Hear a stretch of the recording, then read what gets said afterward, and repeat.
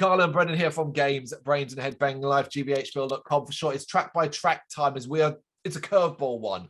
It was Brendan's choice, one that I thought would be at least fun. But I'm going to tell you now, I had a fucking miserable time with this album, and I have a lot of mean things to say about these songs, the artists behind them, and a lot of the shit I've heard on this. It is, you've seen the title, Kid Rock's Devil Without a Cause, the fourth studio album by the American musician Kid Rock, released August 18th, 1998.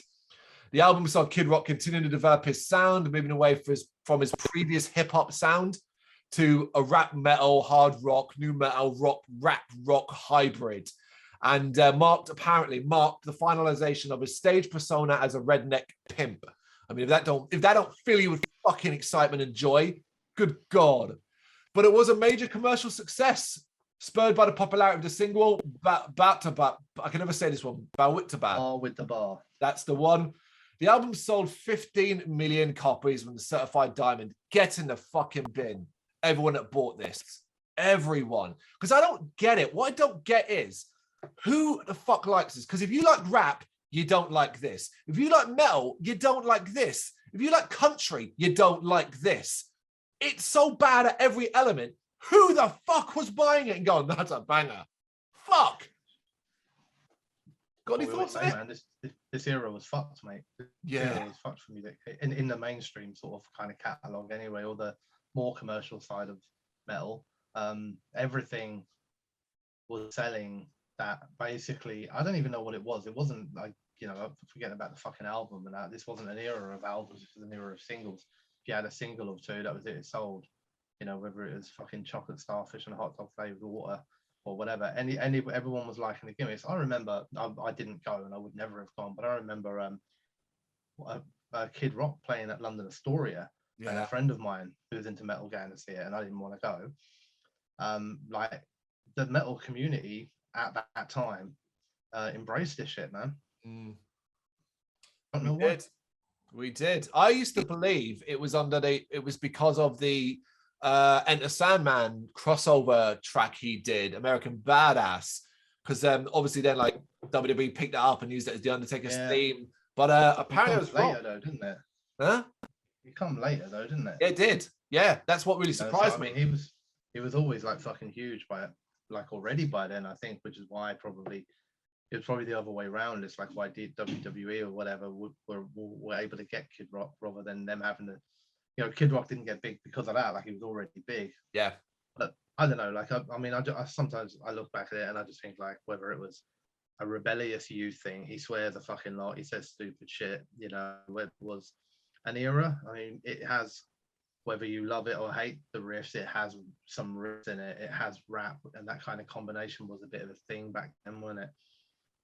It sometimes, like, I look at some of these albums and I know it's with hindsight, but this dude Kid Rock was a hip hop artist, and all of a sudden, like, all your your Limp Bizkits and all that are all like selling fucking multi-platinum records with the rock kind of backing. Yeah. Do they change because that's the right commercial decision to make at that time, because you're probably not going to make it in the hip hop world, or is this done with any heart? Yeah. And a lot of the time I kind of look at it and go like, you know what, why did Kid Rock suddenly decide to start chucking guitars and shit into the back of his music? Is it just because that's what was selling? And it continued to sell, so it worked. Yeah. I chose this album, like you said. A little bit of me did it out of spite because you made me listen to Evanescence. But all I did, it's like I don't know, it's like kind of cutting your own foot off to spite somebody else. At the end of the day, all I did was punish myself. So don't put it in the comments. Don't put it in the comments. The term is cutting your nose off to spite your face. We know, Brennan. I think you I know. Yeah, no, I couldn't remember the term, so I went for extreme and decided to cut my whole foot off. That's for the next track by track with cat decapitation. All right, let's kick into this absolute dog shit, because I'm not going to be kind, people. I apologize in advance, but tough shit. Bar to the Bar, that fucking song. And I do start off by saying, look, I get it. Huge crossover appeal and credit where credit is due. This song alone was being played everywhere, but I hated it then, and I still hate it now. Maybe even more, I found I hated it. The moment he shouts, "My name is Kid Rock," my balls jumped up inside me. This is going to sound mean, but hear me out, right? Please hear me out. Instantly, I went, this is dumb music for dumb people. But here's the thing. There's nothing wrong with that. I'm a dumb person, and I like dumb songs. Plenty of them. Just not this. And this is what I keep thinking throughout this album, based off this opening track, was, okay, this was appealing for fucking idiots. That's exactly what he was going for, and it worked.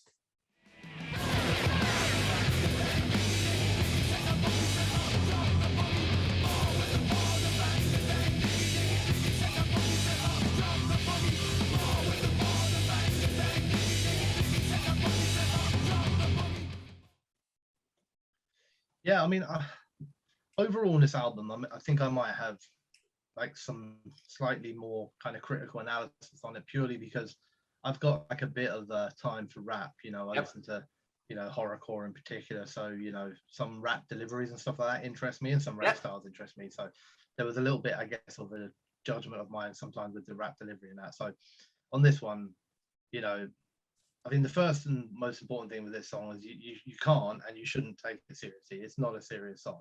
Yeah, you know, it sucks, but it's trying to raise a bit of a smile, and it's trying to be energetic. It's trying to do it. I think the rap delivery is fine. It's got kind of Vanilla Ice and a bad mood vibe to it. Chorus sucks. Absolutely, the bar with the bar stuff. Simplistic riffs going on. Too much fucking scratching. I absolutely hate that. The only thing stopping me from saying this is a fun little fuck about song is just that it's over 4 minutes long. If it had been a couple of minutes of an intro sort of fucking about, I might have thought this was a bit of fun. Okay. But I didn't, because it's 4 minutes long, and to do the fuck about for 4 minutes is like, oh, come on, man, end it. Let's move on. I hope you all picked up on what I picked up on. Brendan said probably the best line he's come out of in all his track by tracks ever: Vanilla Ice in a bad mood. Genius. Yeah. Cowboy. The electronica voice saying cowboy at the start made me want to just go out, get in a plane, find Kid Rock, and beat him. Beat him for that, because it's so fucking jarring on my ear. That electronic cowboy voice, hated it. Aside from that, we have a country rap track that I simply hate. I'm sorry, I fucking hate this kind of music. I have never liked country, and I'm very iffy on rap. I can admire a lot of modern grime that artists, but it's still not for me. But this kind of rap, this lazy ass, not really trying, not really got the talent for it rap, can't be bothered with it. The lyrical genius at Kid Rock as well, throw that in there. The lyrical genius that is him, and it's just a fucking a blended up mess designed to make me puke my fucking guts up. I ain't got a single good thing to say. I will try. I haven't got a lot of good, because I started off with this isn't good.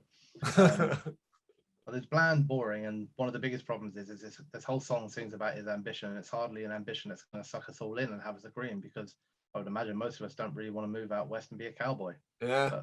But you know, I'm more than happy for Kid Rock to fuck off there. I thought shame the verses are so bloody boring, and they really were boring and just generally shit, because the chorus could have been a fun little summary thing, like, you know, a couple of beers and that cowboy baby with the little backing singers who come in. You know, it could have been one of those sort of little summary, catchy pop hits, you know.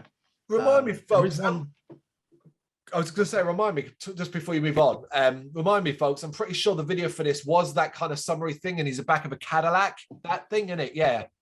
Yeah, and that's kind of like the fun idea for the chorus, but the problem is it's surrounded by terrible verses, you know, and that's it. So, you know, you're not going to enjoy your summer if the seasons leading up to it are absolutely terrible. Yeah, fair enough. But, you know, there was one particular delivery of rap which is kind of near the end, when he comes in with a more aggressive style, which is basically like a bit of a rocked up Eminem, which includes the line that I quite liked: "I'm not straight out of Compton, I'm straight out of a trailer," which again gave me that kind of Eminem vibe, you know, that, you know, Detroit sort of white trash sort of thing that I think he was maybe going for sometimes. But generally, for the most part, I'm reaching for anything here, when really, you know, I'll never listen to this song. Probably should be sorted out and destroyed. So you found something small in there, and you are right. Take the little wins, the tiniest wins you got to. Devil Without a Cause featuring Joe C. It's not much better, but at least I can get along with the guitar rhythm of this one a bit more. I still find it utterly tepid, and his lyrical content is just awful. I always hated the look how great I am singing, that rapping where it's just like, I'm the best. Yeah, you should suck my cock and all that thing. But the weird touches in this can at least be praised for doing something different. Yeah. And I was like, yeah, I know this one. That was the first Yeah. one. I don't remember it well, but I remember it. I kind of think it's really weird at the intro because it's got these kind of back and female vocals that kind of makes it feel like something absolutely huge is about to happen, but instead he just shouts "fuck all you hoes." Yeah, it was like charming shit. Pretty much sums Kid Rock up there. It's like, oh, this is gonna be good. This is gonna be good. Fuck all you hoes. It's like, oh, okay. Yeah, generally hate the song. It's quirky at times, stereotypically over aggressive lyrical contents that don't really need to be there, but it's part of the stereotype of rap in those days, to be honest with you. Strange little chorus twangs. There's some oddities in it, which kind of makes you laugh a little bit, but you're laughing at them, not with them. The sad thing about it, though, is that he was right. He did go platinum many times over. That's the other thing. He spends his whole time shouting in his song, I'm going platinum. I'm going platinum. And he's like, fucking hell, you did. Well done, mate. Yeah. Laughing at him. He's the one who was raking in the bucks back then, mate, with all those CD sales.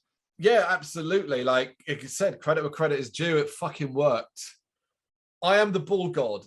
The start of this one is far grungier than I would ever have expected, which is a nice surprise. And the dirty guitar rhythm stays even when Kid Rock starts spitting his barbs. Simply put, I don't hate this one.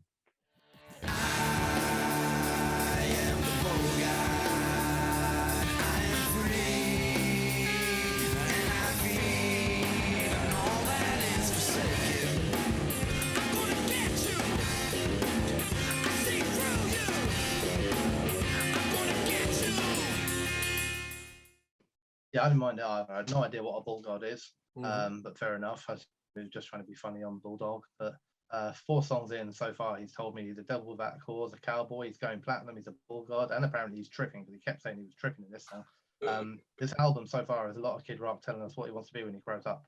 Song with a nice flow to it, though. I like the stop-start guitar in the verse, and the chorus is actually reasonably catchy. This isn't too bad. So, yeah, we agree. I think we just found one of both of our threes at the end. Roving Gangster, in brackets, Rolling. I do hate this one, though. Tepid wank rap with no energy and even less talent. I am having a miserable time here. I wrote that then. Good. Rappers, yeah, I didn't enjoy the rap in this. It was very similar style so far in all the songs. He really could do with switching it up every now and then, but this one is just way too heavy on the scratching and sampling and lacks any kind of chorus hook like I Am the Bull God had. Very bland, very boring, really bad song.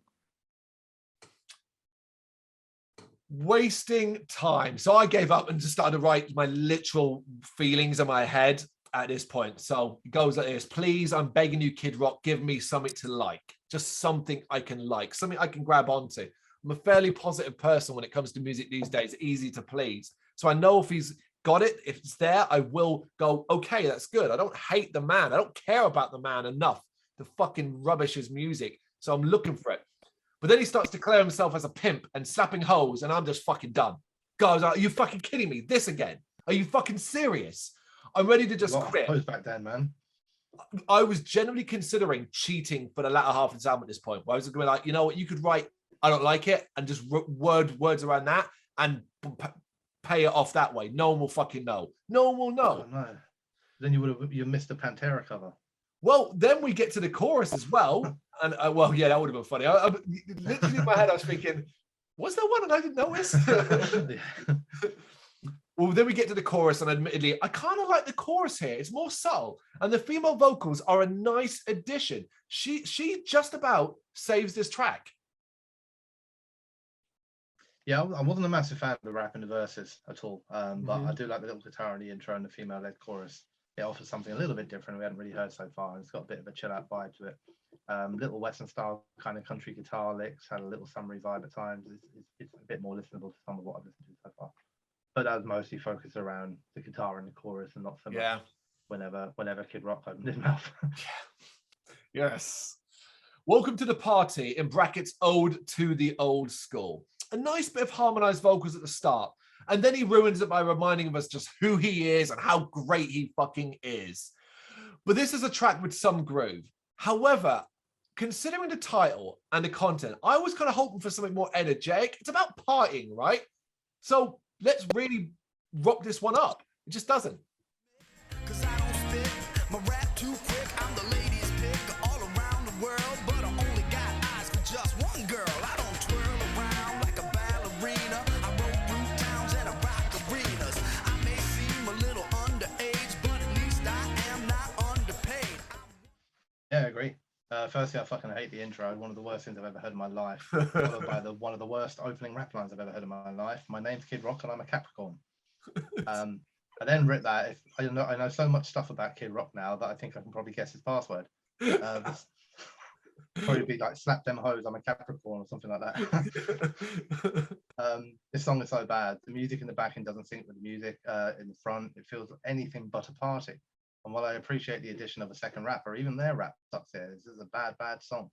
Yeah, there it is. Yeah, I picked the same view as you. As like, oh, maybe this is going to be like, you know, some proper like kind of hyped up party sort of anthem, you know, jump around, beers flying, that sort of thing. Yeah. It was like a funeral, man. It was terrible.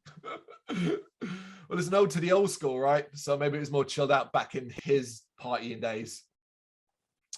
I got one for you, featuring Robert Bradley. Sorry, folks, I just couldn't be bothered with this track. I just wrote 2 words. I wrote "fuck off." I wrote more words, but it pretty much amounts to the same thing. I wrote, you know, I'm so over this album already. I regret desperately choosing this as a track by track choice. I'm desperate for a change in the style, but it's in it. Horror rap's a little bit different, I guess, but the country twang guitar isn't interesting by now. Lots of scratching again. The chorus isn't fun or catchy. A little bluesy guitar bit's better, but only because it makes Kid Rock shut up for a second. Yeah. Oh my God. All right. Somebody's got to feel this. A bit of energy and a bit more bite is welcome. The guitars dominate here, and I'm grateful. Even if I'm grateful for that, although what they're actually producing is just not worth listening to. It's bland, it's boring, it's uninteresting, but because it's so prominent and I haven't got to listen to Kid Rock so loudly screeched in my ear about how big his dick is, I'm just glad for it. So I end up liking this one for that reason. Yeah, I was kind of relieved to see the electric guitar make a comeback, and there's a little bit more energy to the song, similar to what you said, but I'm really clutching the straw, so I don't just keep writing about how much I dislike everything. This one's very hard to compliment. At best, there's some okay riffs and drums, but there's nothing really here worth wasting your precious life minutes on. Well, when we do match up, we do match up. It's just different words, isn't it? Fist of Rage. Hilariously, I just laughed at this. Kid Rock being angry and aggressive. Don't make me laugh. That being said, I will give him credit for giving it quite a bit of his all in the chorus. He's proper going for it there. And it's like, oh, okay. So you can dig a little bit deeper there, Mr. Rock. Thank you for that. So I don't mind that. Yeah, but for me, by the title, I was expecting a bit more fire, really, but the verses certainly don't have any. No. The chorus has some of that anger, but it just lacks lyrical content to back it up with just repeated shouts of "On a Fist of Rage" over and over again. The little guitar section solo is okay, though, so yay for that. And actually, the rap he comes back in with at the end has a little bit more meat to it. It's not the worst on the album, but it's still not good. No, not the worst, but so far from the best. If you were going to have a best, which we will at the end, but we'll get there. You would think we're getting to the end, but we're fucking not. There's still another 1, 2, 3, 4, 5 to go. 5 tracks to go. Next up, it's Only God Knows Why. Check this out. I think this is the best track in the album. It's a country ballad that's really nice to listen to because it has no rapping. He sings, and he sings decently enough. They can't help fucking around with his vocals at certain points, which annoyed the piss at me because like, that was going fine. Why'd you do that? The effect is really jarring, but here's a cool thing that I thought, holy shit, how ahead of the game was he with this effect on his vocals? Because you hear that shit done all the time now in hip hop and rap, in modern day music, all the fucking time. This was 1998. It's the track's too long overall, but like, this is one where I really paid attention and actually listened to a second time to pick up these details where I wanted to write about. I've been sitting here trying to find myself. I get behind myself. I need to rewind myself. Looking for the payback. Listen for the playback. Yeah, you're right. I mean, it's actually an auto tuner. that plays over your voice to pull out the nuances to kind of bring you back in tune. Generally used if you're not a phenomenal singer, but yeah, these days I think just used as a weird effect as well. So before the album started, before knowing anything that was going to happen, if somebody said to me there was going to be a ballad on this album, I would have been terrified. That's the truth. But by now I am so glad of the break. It's unreal. Smashing the auto tune on this one, and that makes it not so good for me. But if I look past that, I think it's a nice pace change, and there's a little heart and soul to it. It's not bad. Thumbs up, Mr. Rock. You're doing something good. Fuck off. That's not me. No, that's the track title. And I've already said fuck off once, but I don't mean it here. This features Eminem, who I actually didn't realize the first time. And then when he came in, I feel like Eminem is someone we all would recognize. And I was like, oh, that's Eminem. And then I went and found out it was. However, he doesn't appear in a clean version. And there's a reason why he doesn't appear in a clean version of this track once you actually hear it. But my God, 6+ minutes, my heart just fucking sank. And it's like Kid Rock saying fuck off. So my response was, no, Kid Rock, you fuck off at this stage. What a bunch of utter wank this track is. Nothing of note. Same shit we've heard, and his intensity comes across so disingenuous. Like he knew he had Eminem on it and was like, I've got to try and match this dude. But you've got a finger of talent compared to Eminem, you dick. Here's the thing. Did you ever play Dead Rising? Yeah. Okay, so there's a part in that where you meet the convicts who are driving around the park area in between the malls. They're driving a car with a big gun in the back. There's a specific music that plays. This rap kind of rap metal crossover song plays when you deal with them. This song reminds me of that, except that song is better. That's it. Maybe it is his song.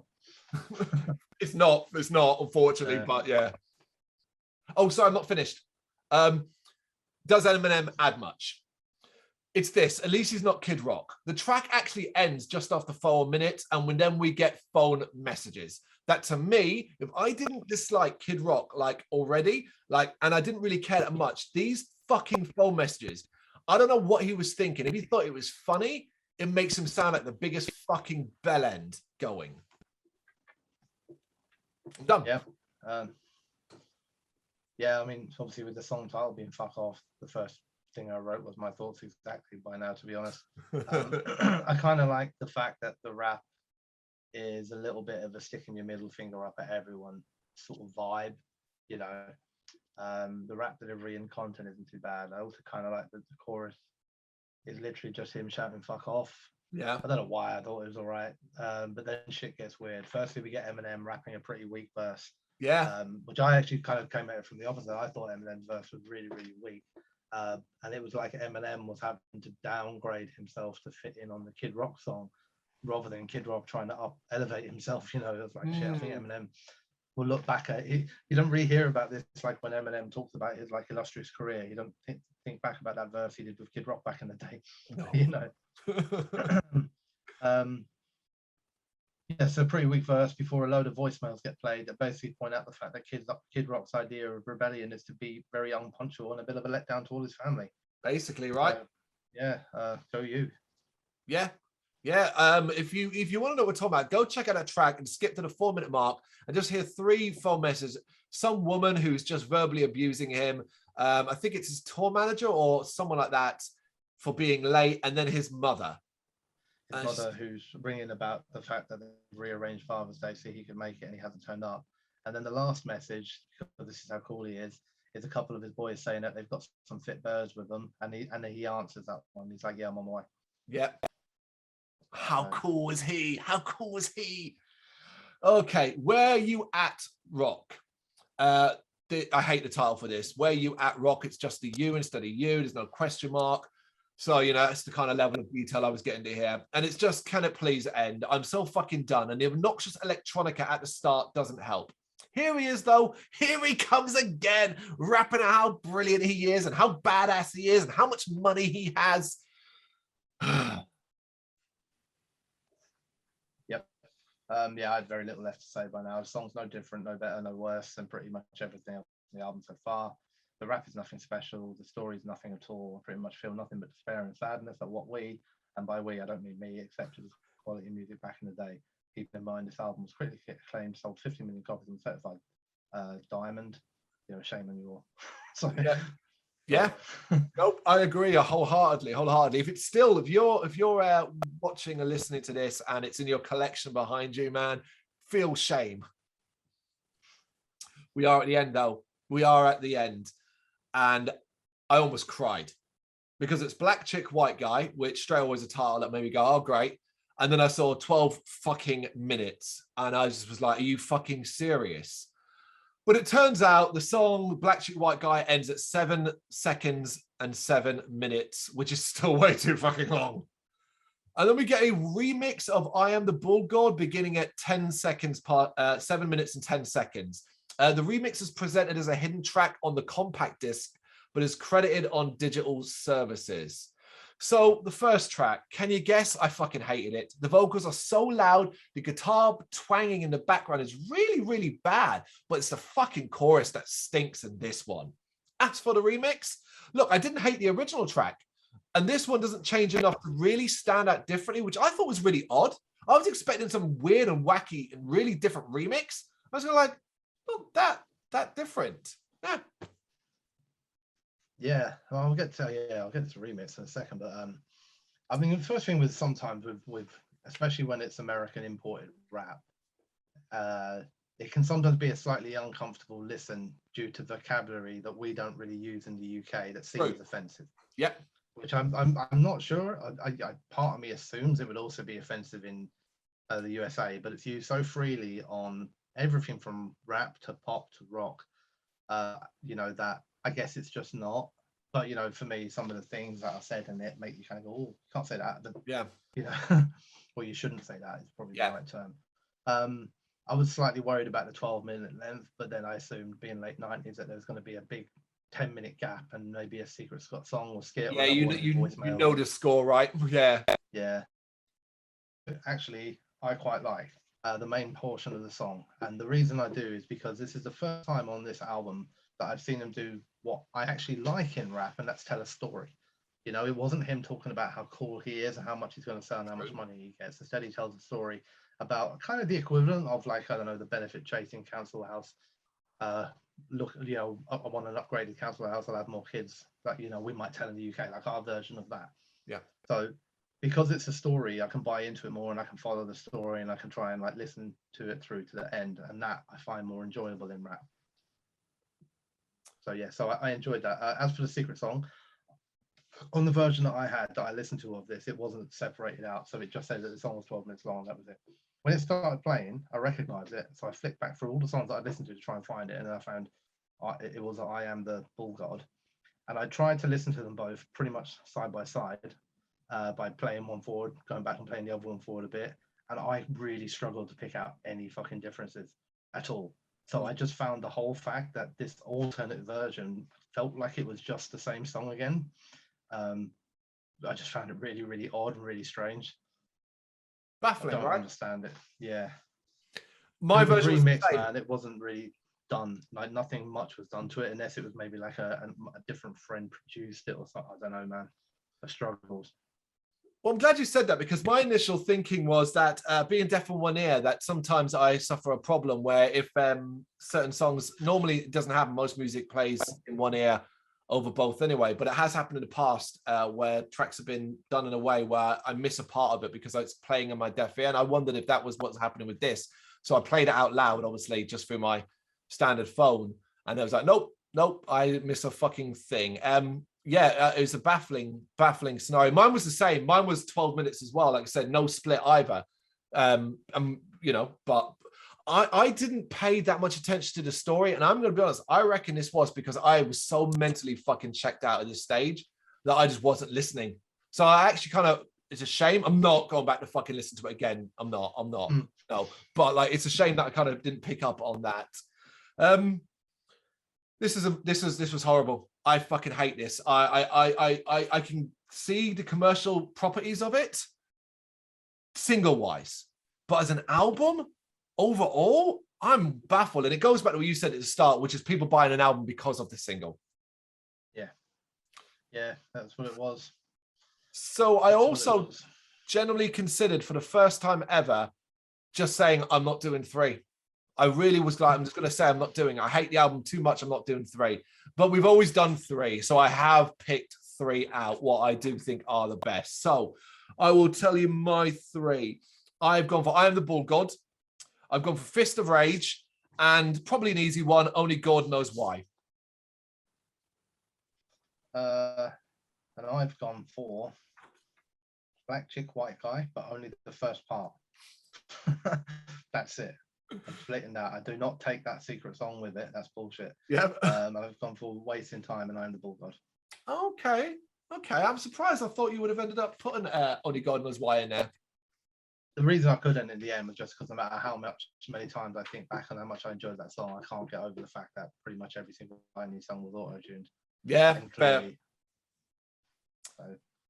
Look, it's a big miss for both of us. It happens. You could say we were setting us up for fail, but I hope Brendan particularly has explained his interest and love of certain rap elements as well. And I've got an open mind. I listened to Kid Rock when I was a teenager in the late 90s. I just never ever listened to his album in full. So it was the opportunity. It just didn't work out. It fucking sucks.